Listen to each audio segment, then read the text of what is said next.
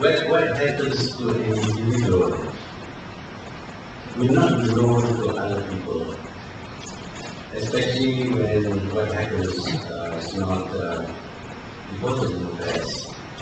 Everybody knows about the disappearance of him, but can I say here that 14 invitations to me to give a talk in Malaysia were withdrawn because these people say they have been told by the police to withdraw the invitations to me, or they have been called up by the Putrajaya and told to withdraw. Which of course means that I have lost my freedom of speech. And that to me is uncalled for, because I'm of the government party, I'm still supporter of the government, but I do not enjoy freedom of speech. But since my lack of freedom is not reported in the press, nobody knows. Nobody knows that these invitations have been withdrawn, and they have explained to me, sorry, we cannot have you come here because we have been called by the police 3 times, and they told us withdraw. There was one very brave man, an ex-serviceman, who insisted on my attending and speaking, despite the fact that he was called by the police 3 times to withdraw his invitation. So there are some people who are still brave enough. But by and large, we are easily frightened in this country. I would like to talk of myself, but I have always been sticking my neck out and getting charged. During the time of the Kung I stuck my neck out to speak out of the party. And in international affairs, as you know, when people do not want to say nasty things about the powers, I would stick my neck out again. But if we want a good society that is free, we must be a little bit more brave. Not too brave, not foolhardy, but brave enough to do what we think is right. Today, it is not so much that the government restricts freedom of speech. It is because people restrict their own freedom. If I do this, I may not get a contract. If I do this, I will not be nominated as candidate for the next election. If I do this, I cannot be a Putrajaya. Actually, nothing will happen. I tried to assure them nothing will happen. Because they will need Putrajaya anyway. You see, you can't keep on taking action against all the Putrajaya. Imagine you take action against all the Putrajaya, there will be no Putrajaya. So somebody should be able to speak up, but they don't speak up. And my good friend Kalimullah was offended because I say it's a very rare combination of a Hindu god and a Muslim priest. Where he told everybody that his daughter cried. I'm sorry, I apologize for that. But he actually brings up newspaper editors, telling them what to publish and what not to publish. Of course, I cannot prove it, but I know what this happened. Because those people told me that they received a call from him telling him, why do you bring this? Why do you bring that? Don't bring this, don't bring that. He seems to be the principal censor for the press.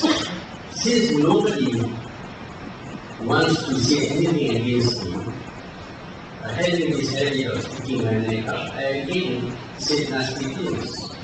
And I think a lot of people believe there is some truth in what I say, although I often tell lies, but I think in this case I was telling the truth. Now we don't hear so much about him pontificating in the press because he has his own column. I don't have a column. I don't have any say at all. In fact, once somebody wrote a letter in support of me, and he was so sorry we cannot publish this over the Gustav sale for $1. I pointed out that if you buy something for 500 million ringgit and you sell it for 4 million, I think you lose money. But they were telling the whole country that actually they need money. So I would like them to go and give lecture to MBA students how to make money by selling something worth at a high price for very little money. So nowadays we don't get so much about early. ECM Libra also is not mentioned before. Almost every contract or consultation involve ECM Libra. But now things are better managed. For example, if you want to give a contract to so and so, you give to Perdana first, one of the Perdana companies. So it is Perdana who is calling. And then Perdana then gives up the contract to so and so. So it's not you, it's not the government. It gave, but it was instructing Perdana. Very not related in any way. And I don't know whether it is true or not. These are again rumors. But there was a statement made that 85% or 82% of the contracts given out to Malay contractors were sold to non-base Alibaba. Well, why not publish the names of all those people who got the contracts? And then we can investigate whether they sold to somebody else or not. I was once accused of giving contracts to my cronies by a person in the government. And I asked the Ministry of Finance to release the names and publish the names of all the contractors. And it turns out that the person who accused me, the names of his relatives appeared more often in the among the people who get the contract. So why not do the same now? This is an open society. We pledge that it's going to be a transparent, translucent or transparent society. And therefore, let us know who are these naughty people who sold their contracts to the non-companies, the 82%. These are big contracts. And we'll let you know. Then we can go and see whether it is true or not true. But of course, that does not mean that the Putrajaya cannot be given a contract. Why not? Putrajaya is a businessman, although his company is only a $2 company. And not being able to carry out the contract, of course, he has to sell to somebody else. Very reasonable. So this kind of things you don't get published even among the brokers. So we need some information about who got the contract.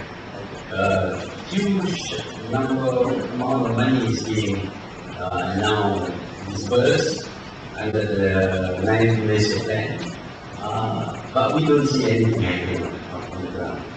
So we want to know. Information is good, then we can make a decision. Believe me, no matter how bad it is, we are going to vote for Perdana. So don't worry.